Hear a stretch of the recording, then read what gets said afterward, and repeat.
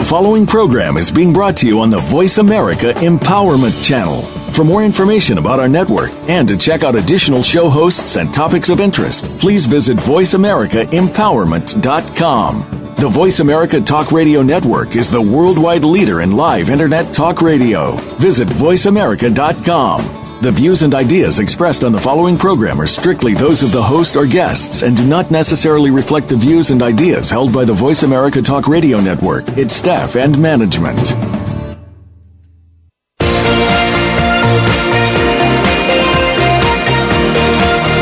Welcome to Living Well with Ann Beal. Our show is a health show, a lifestyle show, and an empowerment show rolled into one. Get ready to hear some stories of success, healthy living tips, and suggestions to get motivated and live your best life. Now, here is your host, Ann Beal. Welcome to the show. Today is April 1st, April Fool's Day. But we're not going to tell any April Fool's jokes or try to trick you today, are we, guys? No, ma'am. No. This is Ann Beal here, and I have Sandy Smith and Rena from Mandalay Realty. And we are going to talk today about tips to help you live well when you are living in your home, looking for a dream home, or getting your house ready to sell so that you can move into your dream home someday. Welcome to the show, guys. Thank you. Thank you for having us. Now, I don't have a lot of knowledge about how you guys ended up together as team realtors. Two women that team up together, Connors and Smith, because your sign has both of your picture on it. Smith and Connors. Go ahead and say it. Scott. I'm Scott. Oh, did I say Smith? Yes. Yes, Because my friend is Sandy Smith. I am so sorry. That's okay. Oh, okay. Sandy Scott. Thank you, Rena. No Okay. problem. My friend's probably going, gosh, she's just like me. She's a realtor and she's Sandy Smith. These women do a lot of high-end selling and buying for people. So I wanted to have them on the show because they're very successful and they live very well. And so we wanted to hear from them today. Now, where are you from, Rena? I am from Greece, originally from Crete. My hometown is Iraklion. It is what? Iraklion. How do you spell that? Oh gosh, in English, Iraklion. Okay, cool. And that's So that's Greece. where I'm originally from. Yes, my mom is full-blooded Greek. Okay. So that's where I was born. So how long have you been here in the United States? Well, without giving away my age, I've been here for a long time, like 35 years. 35 years, okay. Yes. Because we wouldn't want anyone to know how old you are. No, exactly. Okay. So you came from Greece, and how did you end up in Fort Worth? Oh gosh, long story, but we first ended up in Fort Worth because my dad had a job transfer here in Fort Worth. So, and I was, I think, about 10 years old when we first moved to Fort Worth. Wow. Job transfer from Greece to here. No, we kind of moved all over the country. Oh, okay. So we lived in various places. Okay. Yes. Okay. So where do you live now? I live in Keller, You Texas. live in Keller. Yes. Okay. And what did you go to high school in Keller, or where did you go to high school? No, I went to high school in Rapid City, South Dakota. So you have moved around a lot. I have moved around. We have lived everywhere from California to New York to Ohio to South Dakota. We've moved the majority of my life. So do you think that's helped you in this field as a realtor? I think it has. Yes, I think it has. Because I know where we are, people are from everywhere because of the airports and the railroad companies and, you know, American Airlines, and we have people from all over and other countries as well. So you would run into these people when you're doing your business. Yes, that's actually kind of a funny story because whenever we get a lead with a foreign name, I am the one who gets them. You get them? Yes, because Sandy always will text me or call me and say, hey, I can't pronounce their name, so you're going to have to talk to them. And so you do. So yes, so I get most of the foreign people. Okay. Because I'm used to it since I'm Greek. And the majority of my family doesn't even speak English. Well, and, you know, I think that you would have a completely different taste than Sandy as far as you guys would know by combining your skills and your backgrounds and your knowledge. You would kind of have much more to bring to the table for people. Oh, sure, that's definitely true. I mean, I think two is definitely better than one. And Sandy and I are very opposite as far as personality-wise, but we're very similar as far as business sense. except she's more the problem solver than I am. Are you the dreamer or are you the risk taker? What do you think? Oh, I think I'm more the risk taker. so. I'm more the salesperson. Oh, you're more the salesperson. Yes. Sandy's over there nodding. Yes. Yes. Okay. Yes. You keep her grounded? I do. Oh, good. Yes, somebody has to keep me grounded. Got to reel her back in. So Sandy, where are you from? I'm from Tulsa, Oklahoma. You're from Tulsa. Yes. Okay. That's why you often remind me of my husband. He's from Oklahoma. Okay. So I see that. So when did you move to this area? I moved here in 2001.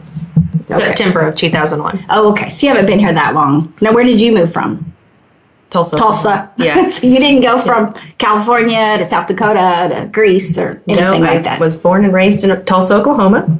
I graduated from Union High School, and then I went to Northeastern State University to get my teaching degree.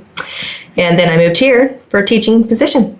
Teaching? Mm-hmm. So what did you major in, Rena? Well, I was a pre-law major. Pre-law. Yes, but I ended up going into the teaching field as well, and that is how Sandy and I met. So you were in the teaching field how long, Sandy? I taught for 7 years, and then after my first year of teaching, I decided I wanted to go back to school to get my master's degree in administration, and that is how Rena and I met. But I did teach for 7 years, and then I was a principal for 1. You were a principal. Yes. I just don't see that. I think I've totally gotten to know you guys a different way. And seeing you as teachers, I totally didn't know that. So you taught for how long? I taught for 14 years. I started teaching in South Irving for the first 2 years. Loved it there. Loved those kids. Wish I could have taken them with me, but unfortunately it was too much of a drive every single day because I did live in Keller. So I ended up getting on with Keller ISD. And I taught there for 12 years before I went into real estate full time. So was she your principal? No, she was not my principal. We met in our first master's class. We ended up taking our master's program together. And that's how we met. Well, so how did you go from that to real estate? Oh, gosh, that's kind of a long story, but an old friend of mine back in, probably a good 9 years ago, 10 years ago, flipped houses. And so that's how I got into it, helping him flip houses. And I never thought that I would become a realtor. But he said, hey, I need a realtor. Go get your real estate license and help me out. So that's what I did. And it was probably the best thing that I have ever done. And for a long time there, I used it kind of as a supplemental income because it's just it's me and my 15-year-old. I have a daughter. Her name is Arden. Anyhow, so that's how I got into it. So I didn't get it. So I went into real estate from a different angle, from the investment side, from the flipping property side. And then afterward, I moved from Las Colinas to Keller and just started getting a lot of real estate business. And Wow. that's how I actually got into the residential sales. So because you know how to flip houses, that would help you with people who are trying to get their home ready, right? Yes, definitely. Oh, wow. Okay. So how did you get into it, Sandy? Well, I have 4 children, and after I had the twins, I could not keep up with the schedule of being a full-time principal. Yeah. You're the first one to get to school, you're the last one to leave. And so I decided, okay, what am I going to do? So Rena says, Sandy, why don't you go get your real estate license and help me? Because she was getting really busy on her own. So I thought, oh, geez, no, I'm not a salesperson. I'm just not the salesperson. So she talked me into going, and I went, and it was probably the best thing I ever did. So it was Rena that got you into it. Yes. Okay. You have 4 children Yes. and twins. Yes. Okay. So how old is your oldest child? Brent is 18, Caitlin's 15, and the twins are 6. Oh, goodness. Okay. So you have your hands full. Yes. Is the realty business a way that you can, is it easy, or I shouldn't say easy, because I know right now you guys are crazy busy, but is it easier than teaching to have a realty business with a family? Well, I look at it this way. When I'm teaching, you get a different type of reward. And when you're working in real estate, you're working with people, you're getting to help people make their dreams come true and move in these houses, but I get to do that all around my own schedule. My kids are very busy, they keep me very busy, but I can schedule my appointments around my family. Yeah, I would think you could. Is that this? You agree? I do. I agree. It does cut into family time quite a bit. It does cut into family time a lot. I mean, there are many nights that my daughter eats by herself or has to wait until 8:30 until, a dinner is prepared. It does cut into that. But I think it is rewarding on a different level. It is. You're dealing with dealing with adults and families versus kids, and but it is still rewarding. It is very rewarding. It feels good to help somebody who thought that they couldn't get into that house, and then once they move in and their family moves in, it's just the smiles on their faces, and it's kind of amazing. Then they think that you're this great person because you help them get into the house and you're just doing your job. But you do start developing relationships with those people, and they call you. Yes, you definitely do. You get invited to parties, and Now, that's cool. yeah, it is. I know for us, looking for a home, and selling this home, I had so many people say that, why aren't you selling? That is a dream home. It's a ranch, and you've wanted this, and your vineyard and your orchard. It's just a dream. Why would you sell your dream home? And I said, I have lots of dreams, lots of dreams. And it's really been fun looking at a house by the lake or a house up in the hills, or, just driving around and seeing a house with hot tub and a cabana and, a pool and a grill cook chef area outside. And so, or having land up to the lake is so cool. And so it has been fun seeing all the different kinds of homes there are. And it's been very exciting. And so you guys helped kind of bring it down and kind of keep your focus on what you want, what you said your dream was, because you can get really distracted looking around. Yeah, sure, Yes, of course you can. Because today I told Jim, look at this lake house. It is only look how cheap it is. And he goes, yeah, because the well ran dry. I'm like, but it's on the lake. And he goes, but there's no water. Right. Yeah, big problem. It's so pretty. We could dig a well. We could just have him drill a well. And he goes, mm-hmm. And I'm like, okay, I'm not being very grounded, right? Yeah, that's important when you start to, and you're helping a person start looking, that you sit down and you talk to them, what are your must-haves? What are your needs? What are your wants? And then as they're looking, remind them, this was one of the things when we sat down the first day, this is what you wanted. These were your necessities. Are we sticking with those necessities? Because you might be pre-qualified for $300,000, but are you comfortable with that payment?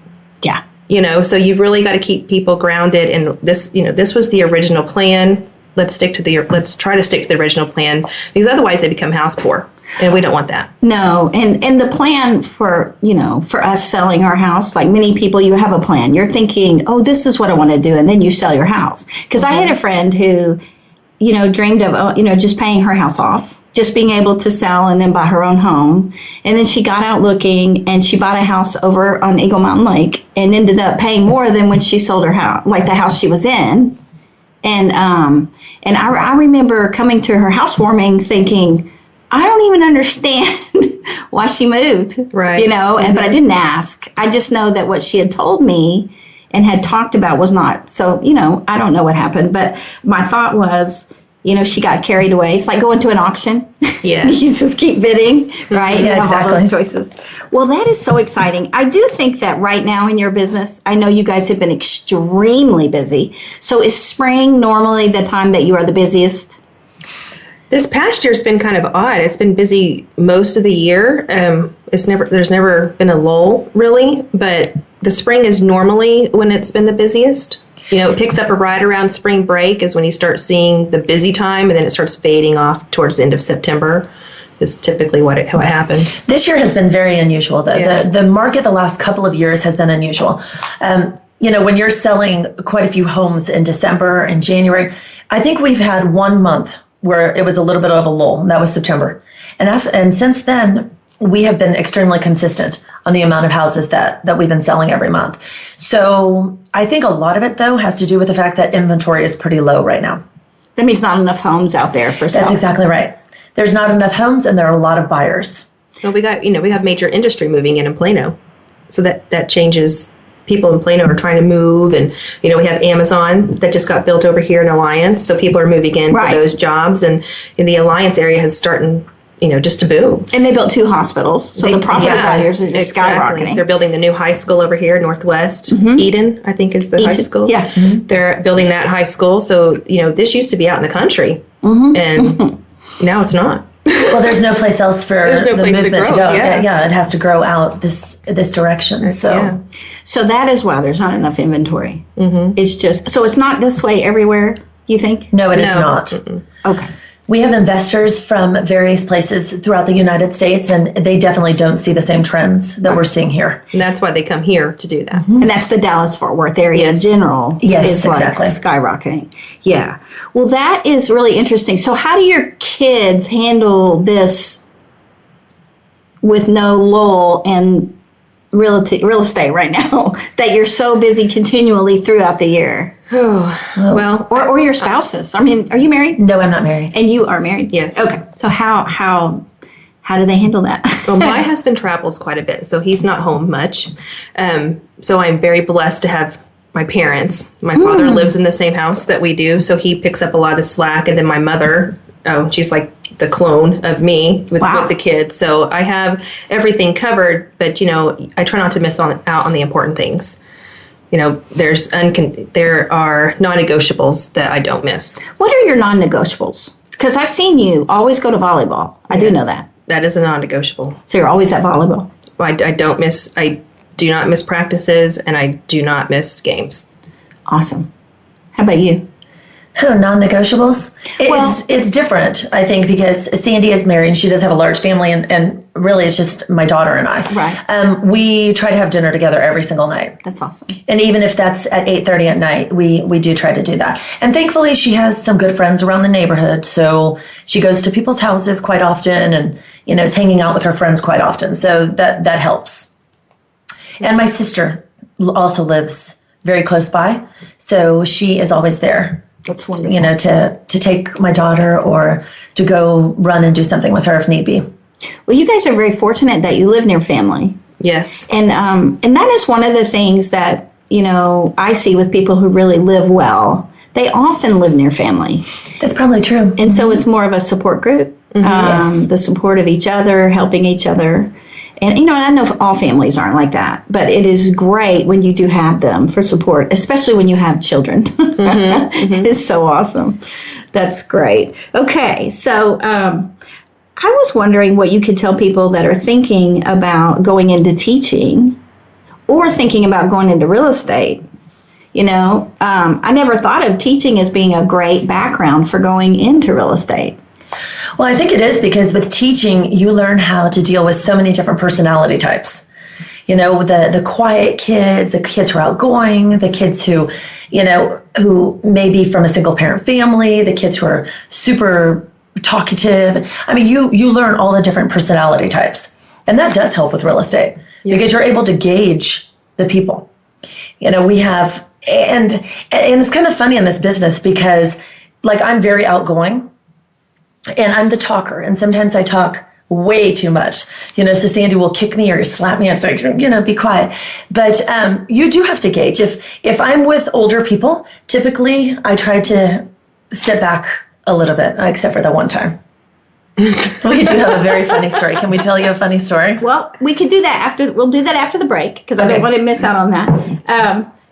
And I'm sure it's really funny because every time you tell me a story, it cracks me up. Yes. So when we come back, we'll talk about how you guys, what you think is great for people who are going into both fields, and some ideas of how they switch off or anything like that. And then we want to really help people who are out there and thinking about, putting their house on the market or going to be looking for a home or getting their house ready, just to really help them with tools to do it well and not get caught up in some kind of pitfalls that happen with people in this field when they try to do that. And if they should get a realtor or not. So we want to talk about that when we come back. Okay. And we'll see you back here with Living great. Well. All right. Thank you. Thank you.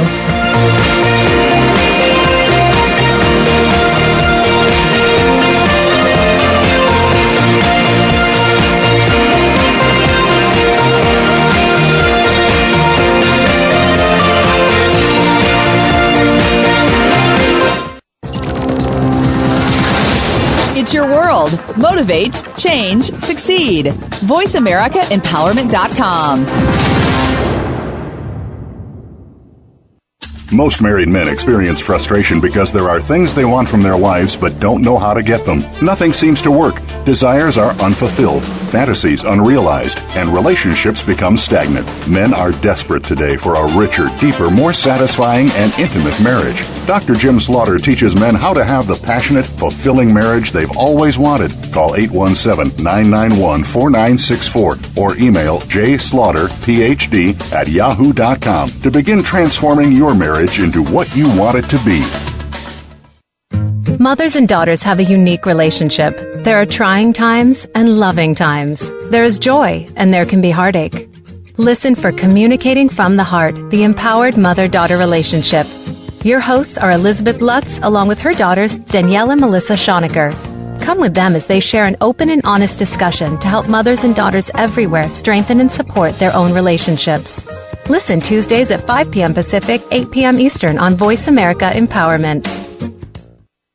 It's time to access your magic. Tune in each week to Living in the Magic of Possibilities with your host, Glenise Hughes. Our topics cover finances, personal health, business, relationships, mediumship, and so much more. If you want to access all that is possible in your life, listen to Glenise and her expert guests who've turned the impossible into the possible. Living in the Magic of Possibilities is heard live every Thursday at 3 p.m. Pacific Time, 6 p.m. Eastern Time on the Voice America Empowerment Channel. Build your better business. Achieve that goal. Make good on that resolution. The Voice America Empowerment Channel. It's your world. Motivate, change, succeed. Have you had a chance to check out Voice America's online magazine and blog, Press Pass? If you love our hosts and shows, check out articles that give an even deeper perspective. Plus topics about health and fitness, movie reviews, philosophy, business tips and tactics, spirituality, positive thought, current events, and even more about your favorite host. It's just a click away at vapresspass.com. That's vapresspass.com. VA Press Pass by Voice America. All access, all the time. Build your better business. Achieve that goal. Make good on that resolution. The Voice America Empowerment Channel. It's your world. Motivate, change, succeed.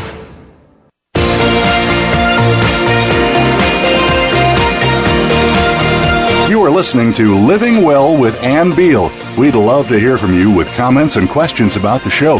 Please send us an email to ablivingwell@gmail.com. That's ablivingwell@gmail.com. Now, back to this week's show. Welcome back to Living Well. I have Sandy Scott and Rena Connors, realtors for Mandalay Realty, here today. And we are helping you if you're looking for a home. Do you choose a realtor, not choose a realtor? Or if you're thinking about putting your house on the market, how to get it ready. And they're going to give you some tips so that you don't fall into the problems that some people have come upon. And so we are just here to help you live well today. And if you would like to sponsor the show, we do have partnerships available, and we would love to hear from you. And you can get a hold of us through ablivingwell@gmail.com. And we would love to partner with you to bring wellness to the world. Thanks, guys. Good to see you back. Thank you for having us. Thank you. We were just talking about how teaching and realty kind of go together, it seems, for you guys, naturally. And I had never considered that. And I think that's so cool. If there's some people out there who are thinking about becoming teachers or becoming realtors, do you have any suggestions for them? Patience.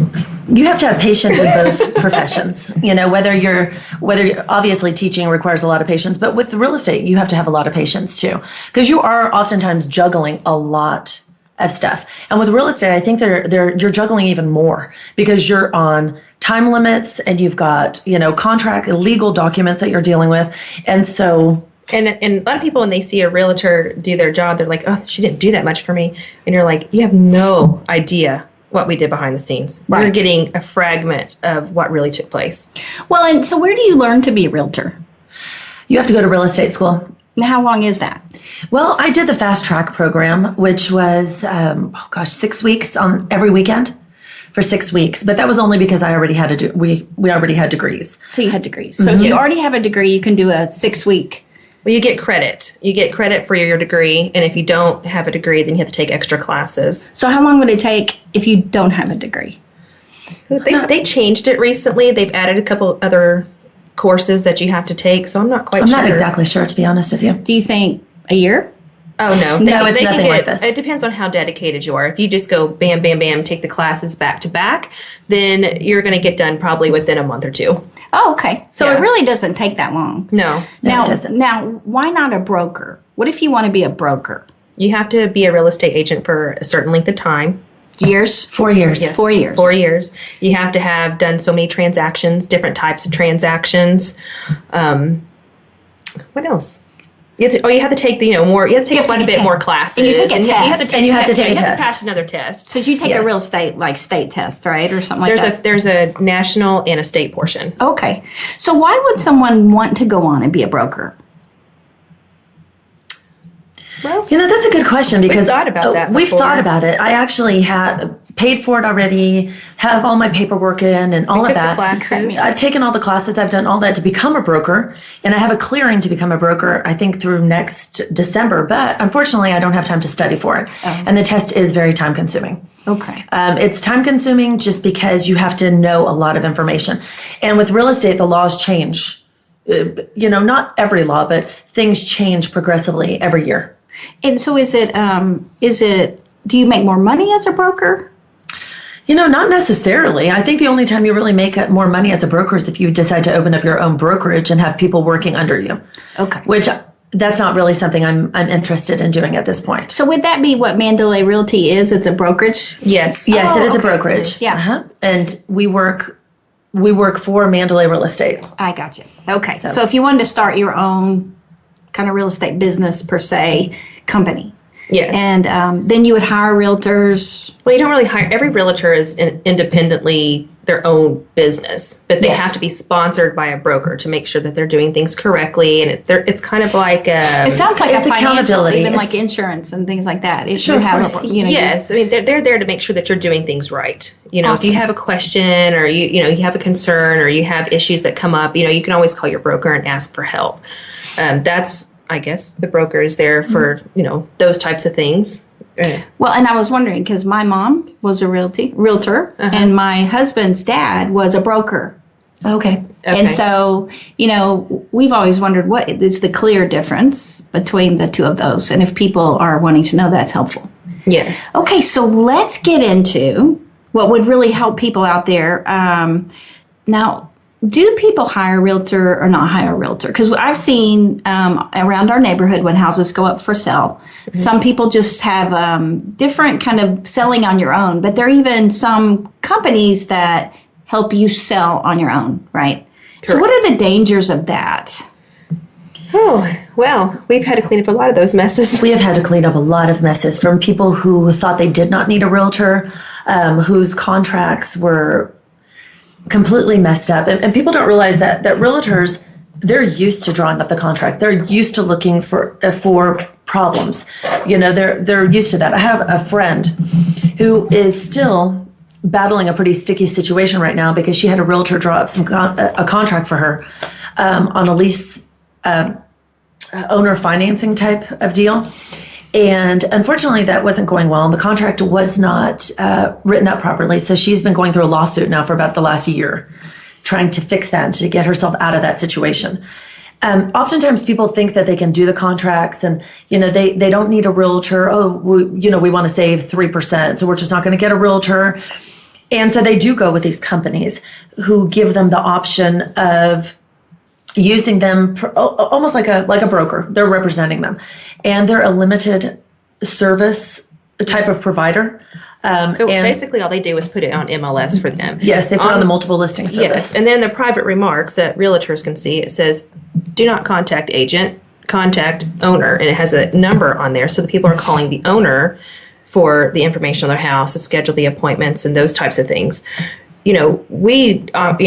We get contacted a lot and says, hey, I'm a for sale by owner. I've sold my house. Can you help me draw up the contracts? Right. It's so much easier to have somebody do that knows what they're doing than for you to try to do it themselves, because you don't want to get stuck paying for something that's not your responsibility. Which is really the key. Exactly. I know, because, if someone sells their home and let's say they don't disclose everything that's wrong with the home, and they might not even think about it because maybe they haven't had their roof checked out, and if they don't know, then and they didn't disclose it, then they're not then the inspector should find that.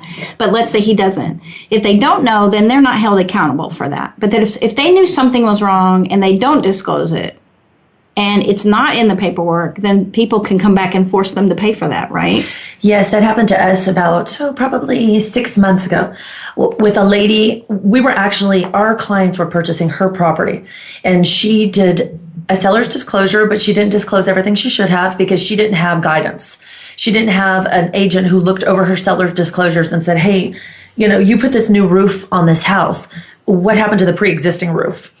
And the lady didn't realize that you had to remove the roof first, the pre-existing roof first, before you put on a new roof. And she did not know that because the roofing company she used just went ahead and laid a new roof on top of the old roof, which is a fire hazard. Whoa. So our inspector caught it and the bank appraiser caught it. And she ended up having to spend, I think it was $5,000 to replace the roof a few days before closing. Wow. So I think that when you have an agent and you communicate with them and you can pick up the phone anytime and say, hey, am I doing this right? Or what happens if this happens? Or, hey, I just have a couple of questions for you. It's nice knowing that you can do that. Well, with a limited service broker or provider, you don't have that luxury just because they're not going to answer the phone. You've paid them basically $500 or $1,000 to do the multiple listing service, or to put your house onto the multiple listing service and to give you the documents that you fill out yourself. How do you even know you're filling them out correctly? Yeah, and that's the danger. They're legal documents. It is the danger because it costs a lot of money to buy or sell a house. And if you're the buyer, typically the seller pays a title policy. Well, there's just a box to check. If you don't check that box, you're out $1,500 or more. So if someone just has you draw up the contracts and you charge a percentage for that? We typically do that for a flat fee. A flat fee. Yeah. Okay. But also I don't think that people know that you can negotiate percentages depending on how much you do for them. Like if you sell their house and also help them find a house or different kinds of combinations like that, right? Well, you can. It depends on what brokerage you work for. Okay. Some big brokerages don't allow you to do that. Okay. We're fortunate enough to be able to negotiate whatever we wish to negotiate. Yes. With that. We try to be fair. It's, everybody wants to save money and things like that. So we try to do what's best for our clients and we're able to do that. Well, and it's so much easier today because so many things are on the computer. I mean, to be able to, you guys don't have to do all the footwork that you used to have to do. As far as finding homes that are for sale and all that, it's all so much is on the computer now. Yes, it is. A lot of times the houses are going so quickly that the websites can't keep up. So, we're able to get on there, look in the mornings, look in the evenings, to get those, when they first come on the market and get our clients to those houses. A lot of times things are going, it depends on what area that you live in, but right. A lot of things are going into multiple offer situations. Well, what if you get yourself into that situation? What's going to be the winning bid? So you have to be familiar with the areas enough to say, okay, I think this will be a winning bid. We don't want to overbid, we don't want to underbid, we want to get our client the house, but we don't want them overpaying for something that's not worth that. Well, and I think everyone who's selling their house would like multiple offers. Mm-hmm. That would sure, be, and honestly, it's happening a lot now. It is. It's happening, but typically it's happening with about $200,000 houses and under. That's where you see the multiple offer. Well, you see it on other properties too. It's really the price range and the location of the house and what amenities that they have. But, some locations, it doesn't matter what you have in the house. People just want in that area. Right. So they're going to pay, they're going to overbid.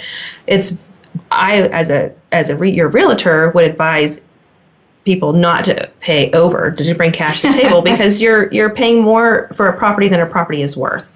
And that's not a smart financial move. Yeah, and people don't always listen, though, do they? No, they don't. But, at least I can go to sleep well. Yes. Okay, so we know that's about whether you should hire a realtor or not hire a realtor, or how to do it differently and have someone write up the contract. Have a realtor look over the contract and write it up. So what do you think if someone is thinking about putting their house on the market? Can you give them some tips about what they need to do to prepare for that? Sure. One thing you want to do is you want to, look around your neighborhood. What does the neighborhood look like? You want your house to look good. Really compared. Good. Curb appeal is huge. When you pull up to your house and it needs painted, or the garage door is crooked, or something or like dented that, because you've hit it with a car. And your landscaping is overgrown. Those things. Those people want to walk up to your house and say, "Oh, I feel like I can live here. This feels homey." So curb appeal is a big thing. Maintain your yard. Maybe your front door needs to be painted, something like that. Add some color to the house. Add color. Definitely add color. Add color to the front of the house. Which can be hard in the winter, and that's why I think that houses, for one thing, when the weather's better and it's beautiful out, so houses sell better. But would you suggest flowers or... out here it's big to get knockout roses and put them out front. Oh yeah, because they're gorgeous during the spring and summer. That's during the spring, but in the fall and in the winter, it's hard to make. You can't get flowers to grow. No, the only thing you can plant are pansies. Exactly. So you get a pot of pansies and you put them on your front porch to make it something. You can just put a pot. You're maintaining a pot and not a whole flower bed. Yeah, that's a great idea. Pansies. Because they last through the winter. They do last through the winter. But and curb appeal is the number one thing. I mean, when people drive up to a house, but I have noticed though, as with clients who are looking at pictures of the houses inside, that a lot of times they're kind of willing to overlook the curb appeal at times, depending on how fancy the house looks inside. So if they see pictures and the house looks like it's been staged, it's very modern, it's been updated, they'll say, oh, we'll fix the outside. We'll plant some flowers, whatever. So a lot of it has to do with the inside of the house. And, the first feeling you get when you walk into the house. I think, in my experience, and I think Sandy will agree, clutter is the worst thing that you can do when you are trying to sell your house. Clutter. Right. Clutter and pet smells and smoking smells.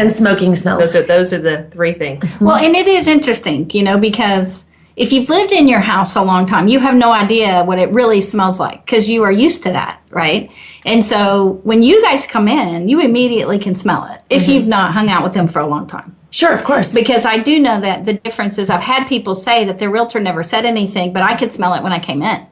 And so I just would say, well, how long have you known your realtor? Because they've come over for a long time. So you really want to get a new, fresh perspective from someone who has never been there, and you guys offer that. But yeah, smells and clutter. Because when we were looking through pictures, sometimes we were so amazed that the way the house looked on the outside, it just looked average, okay. And then you looked at on the inside pictures, it was like, whoa, super great, shiny wood floors, just beautiful. It was just amazing on the inside. Exactly. And that's why we went and looked at it. Yeah, and pictures, when you're listing your house, pictures are important. But sometimes they want to do it themselves, which is okay. Or they have a realtor say, hey, I'm going to take these pictures with my camera. That's okay. So when you're looking for a house and the market is as tight as it is right now, just if the house meets all of your criteria and it just looks cluttered or the pictures don't look good, go look anyway. Well, and clutter makes the pictures. You don't know. Yeah. Because I would think clutter would make the rooms look smaller or something. It just wouldn't look as pretty. Well, it's kind of like a wrapper on a candy bar. You're going to buy the candy bar that looks the best. Right. So that's how you get people to your house. So it's important to have good pictures, but some people just don't go that extra mile. So if the house meets the criteria on paper of everything that you're looking for, at least go look at it. Because sometimes it's really deceiving. I mean, there are times, the photographers, we always have a professional photographer take pictures for our listings, but, sometimes they use wide angle lenses, so they make a little tiny space look massive. So sometimes the pictures can be deceiving as well on both ways. Sometimes the houses look better than they actually do, or sometimes you want to go in and at least give the house a chance. But as far as clutter goes, you can't see the house when there's too much stuff inside the house. You can't see the real house. You cannot. And we have had listings where the house is very cluttered. And when we get feedback response from the showing agents, they'll say, hey, we can't see the house. There's too much stuff on the walls. There's too much stuff on the tables, and we just can't see what the house looks like. And our clients cannot feel what it's going to be like with their furniture in there. They can't envision it. Well, and when we decluttered, we were thinking later, God, we hardly have anything left to move. I mean, honestly, getting all the extras that like anything extra off the bookcase that doesn't look good, and anything extra. We even got things out of the closet that I didn't actually ever wear to thin out what was in the closet. So it made the closet look bigger. Sure. And any extra junk we had stored in the closet, that was just too much. I mean, when people open the closet and look, you want them to see that it has a lot of room. But if it's filled up, they can't tell that. Correct. And then just all the little statues or knickknacks. Knickknacks, yes. A lot of knickknacks. My husband can decorate like you would believe. And so we had a lot of little cannons or, whatever. Cannons. And so cannons, I know, like antique cannons, antique this, antique that. And so we boxed up. I could not believe how many boxes that we used with everything. And our house looks immaculate. It sold the first day. And we had great pictures. And you guys do videos as well. Mm-hmm. We do. The photographer that we use, they actually provide us and the sellers links to YouTube, to the multiple listing service, to Facebook, to Twitter, to LinkedIn. We can put the video anywhere, basically. And when you purchase the pictures, you also purchase rights to own those pictures and put them, wherever you want in order to advertise. So that's been very helpful. And the videos really help. They do. They help. I love it. I can't wait. I just want to get a copy for myself. So when we move, we have it forever because it's just beautiful, the video. And people were saying, my friends, wow, that's a beautiful house. So what is it, 2 million? One person said 4 million. I was like, okay, I'm not even telling you. Because they live in other places in the world. And, when I finally told them how much, they almost fell over. They're like, I'm moving there and I'm buying that house. I'm like, cool, come. Yeah. Because so many people saw it, especially with social media now. You can put it out there. Yeah. Okay. Well, those are really helpful for people getting the house ready. Anything else that you can think of that would help them? How about remodeling? Well, it depends on the situation with remodeling. It really just does. It depends on the seller. Some people don't want to get into that. Some people are perfectly fine with selling their house as is in the condition that it's at because they don't want to get into that. Because when you start remodeling a house when you're living there, it's a chore. It is a tad bit of a hassle. You mean like redoing like granite counters or... Yeah. Sure, of course. But how about simple things like paint?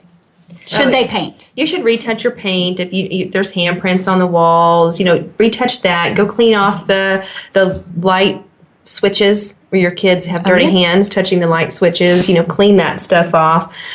Let the light into your house. Make it look natural light. The more light that you have in, the better the house looks. Yes. People do not like, very few people like dark houses. So you want to lighten it up. And the paint could even lighten it up. Sure, of course. So the paint can lighten it up.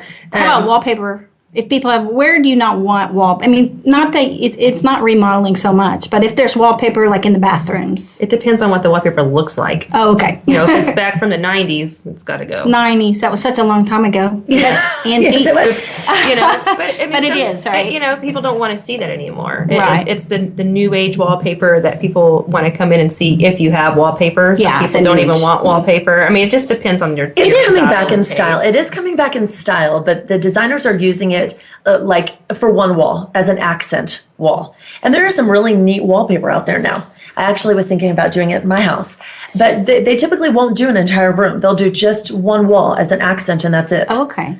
So I know that my husband touched up the baseboards. He touched up the cabinets in the bathroom. He actually repainted the cabinets in the bathroom, which he paints. So for him, it really brightened up the back. I couldn't believe how much it helped the bathroom. And we buffed the tile really well. The tile and the grout and things that you typically don't do. You need to do a deep cleaning. You need to clean your mini blinds. You need to clean your fans and those intake vents. Oh, intake vents. Air That intake vents. is Please my pet clean peeve. those. I will Yes. not allow people to purchase a house. If I'm just joking. I'm just joking.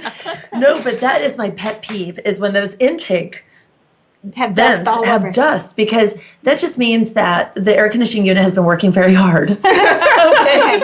So Rena says, clean your vents. Please, Yes. clean your Sandy, vents. Clean those vents. Okay. And Well, clean the toilet area. Oh my gosh, and trash cans. Trash cans need to be Yes. hidden or empty. yes, and it's funny because we did that. Every time my husband put the trash cans, whether they were empty or not, in the garage. And I was like, where'd the trash go? He put anything that he thought would impede in the garage under a box. And So, that's okay. He just Yeah. put it away. But, and if you don't, I mean, that's a good idea. But if you don't, at least close the lid. Oh, and Or make he sure they're would clean. he bleached the sink. And my Yes. daughter, every time, because she colors her hair a lot, she said, "Mom, I have to bleach the bathtub." So she bleached the bathtub before every showing. And so it was like, so the house smelled like bleach. No, it smelled very clean when people came in. But the smell, when you talked about the smell, how do people get rid of the smells? I mean, I know you can replace carpet, but what if you don't do that? Oh. Well, it depends on what kind of smell it is. I mean, pet smells are horrible. They're horrible. They're horrible to get out. I mean, you can't just shampoo your carpet, and that's what a lot of people think they can do because Right. they're used to living in that house and they don't notice the odor. But if you have a lot of pet urine on the floor, it sinks through the carpet and onto the cement. And to the pad. Yeah, and then you have to pull up the carpet, seal the cement, and then put your carpet back down. Otherwise, the odors are going to creep back in. So best case scenario would be replace the carpet. Now, what if they don't have any carpets and nothing like that? And would they just use like Scentsies or candles or Well, what's Febreze? Like what do they? well, you don't want it, when I walk into a house and if I get that overwhelming Scentsy smell, I'm like, what are they hiding? They're hiding something. I agree with you, Sandy. And Oh, no apple cinnamon smells. Those are the worst smells. When you walk into a house and it smells like Cotton, linen, like cotton. linen, something fresh. That's the smell that clean smell is the smell that we're going for. That apple cashmere cinnamon. woods that you can get. You can get What that is at it? Walmart. What is it? Cashmere woods. Cashmere woods. Oh, so yes, more that's a like great a smell. So some natural Yes. smells. And, Exactly. and that's funny because my husband was like, we can't get any food smell. Can't be. Exactly. And yet, No food smells. now, pot roast, having the pot roast going Yes. was a suggestion. You that mentioned was that. mine. Every house I've sold, I've had a pot roast in the oven. A pot roast in the Pot roast oven or in in the the oven. crock pot smells that. And I had never heard that before when you guys said that. We ate a lot of roast. Oh, wow. I had never heard that before until Sandy said something. And I heard about bread, having bread cooking. Yes. Or baked cookies. Baked or cookies. something. Yeah, a lot of houses we looked at, they had cookies. And a lot of them had cookies. So if we went from open house to open house, cookies, right? We put out wine from our vineyard and fruit from the fruit trees. So that everyone that's always a nice touch. would lose their senses and buy the house. No, I'm just kidding. So those are great suggestions for someone putting their house on the market. Is there anything else about putting your house on the market that would be helpful that you can think of? That could take a whole day to talk about. Yeah, that could take a long time. I think It's really up to each individual property. When we go into a property, Yeah, you just you have to take, it's each individual case is what you're looking at when you walk into the house. So they should listen to their realtor and do the things the realtor suggests if they can afford to. Yeah, we're not trying to hurt their feelings. We're just trying to sell their house. Awesome. And we're not trying to get them to spend a lot of money, because sometimes it doesn't involve having to spend a whole lot of money. Paint and a little bit of time, it's not really all that big of a deal. We don't expect people to go in and remodel their houses. We expect for them to be decluttered. We would like for them to smell clean, so that when people walk in, they see a nice, open, appealing house. And brightened up. And brightened up. Okay, cool. And please, if you have a yapping dog, you got to take it with you. Please. When you show the house. That is, when you take a client into a house and that dog's in there, yip, yip, yip, yip, yip, yip, yip. I mean, you're just like, we got to get out of here. Yeah, it's annoying. It is very annoying. And it makes it very hard for people to actually focus on looking at the house, because all they want to do is just get out of there because they're sick of the noise. And so we're in and out of the house usually in 5 minutes. Okay, that's very helpful. Now, if someone is looking for a house, what is some quick tips that you can suggest for them? The very first thing they have to do is get pre-qualified. Pre-qualified. Because you can say, I think I can afford a $150,000 house. Well, that is fantastic. Okay. How much is my payment going to be? Well, I don't know. How much money are you going to put down? What's your interest rate? Are you going FHA? Are you going conventional? There's a whole lot of questions that, we can help guide you, but we can't answer all your questions. The best that you need to, the best thing you can do is call a lender, get pre-qualified. That way he can tell you, okay, with this amount of house, your payment will be about this. That way you're shopping with that in mind and not, it really does reel you in. We need to spend this amount. We don't really need to go over our budget.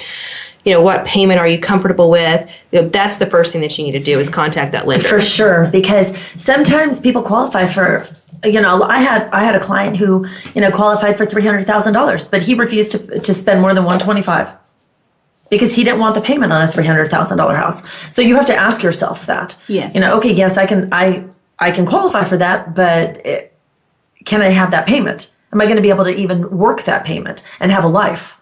And be able to go out to eat if I want to, or yes, because there are payment calculators on the websites now, where you can go and try to figure out your payment depending on what it is.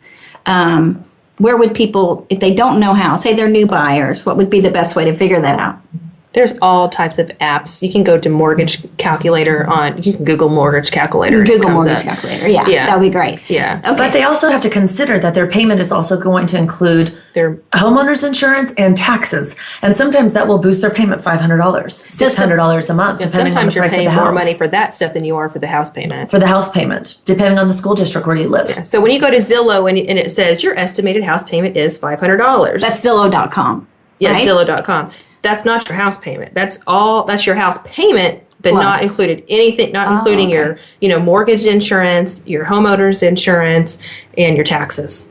And there are websites that they can go to find homes. They can Google that too, depending on where you live. Yes. Okay, so the best thing, first of all, is get pre-qualified, because the person that they're going to look at the house and they say that I want this house, they'll want to know already that needs to already be done, that they're pre-qualified. You'd have to send a pre-qualification letter in with the contract, or most people won't even look at the contract. Oh, okay. So that helps to have an idea. Because in the beginning, I just went out looking, and everything kept selling so fast. I was like, okay, I'm not doing this the right way. It's just selling in a day or two. It was crazy.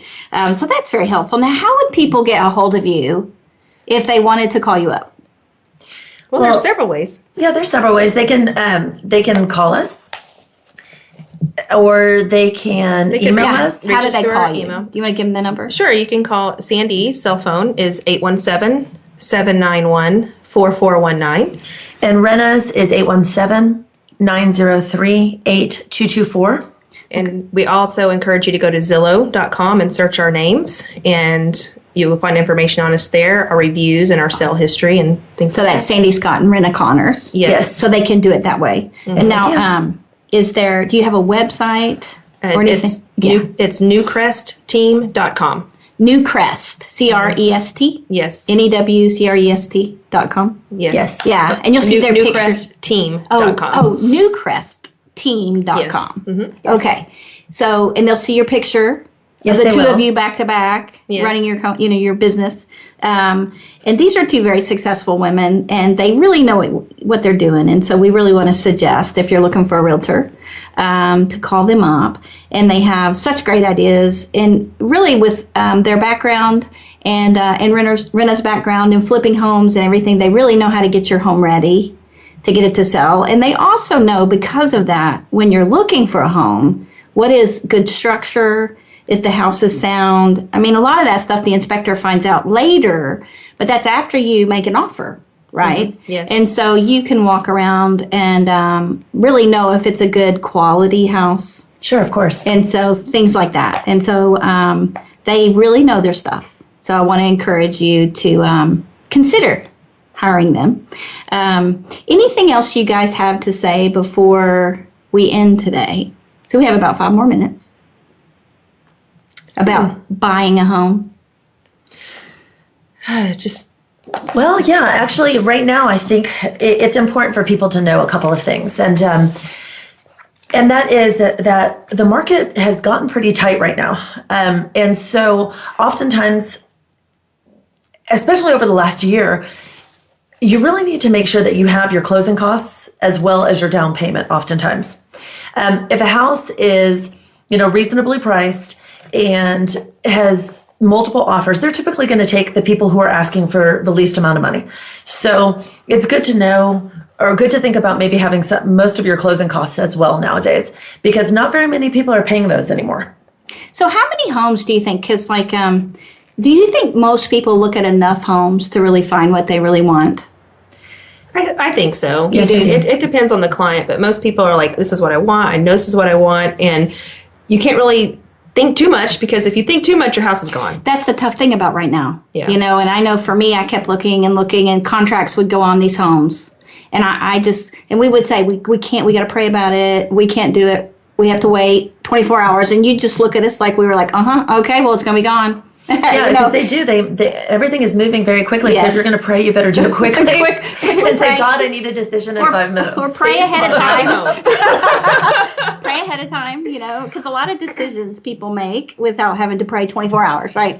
And so, I think things are going real fast, and that can hinder sometimes you getting to see enough homes. And I think I don't know how many homes I looked at. I can't even imagine how many. And we really feel like we found the home that we really want perfectly for everything that we need. And so we thank you for that. Sure, you're welcome. Yeah. And we just really encourage you guys to think about your dream home.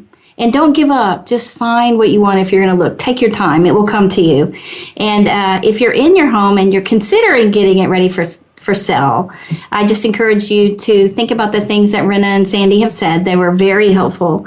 And take your time and do it well. So when you put it on the market, how about the timing? It's very important, is the timing. And so trust your realtors to know when the best time and the best way to get it out there.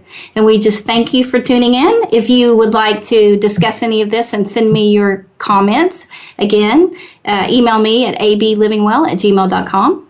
And we look forward to seeing you next week. And thanks for tuning in. Thank you, Ann. Thanks for being here, guys.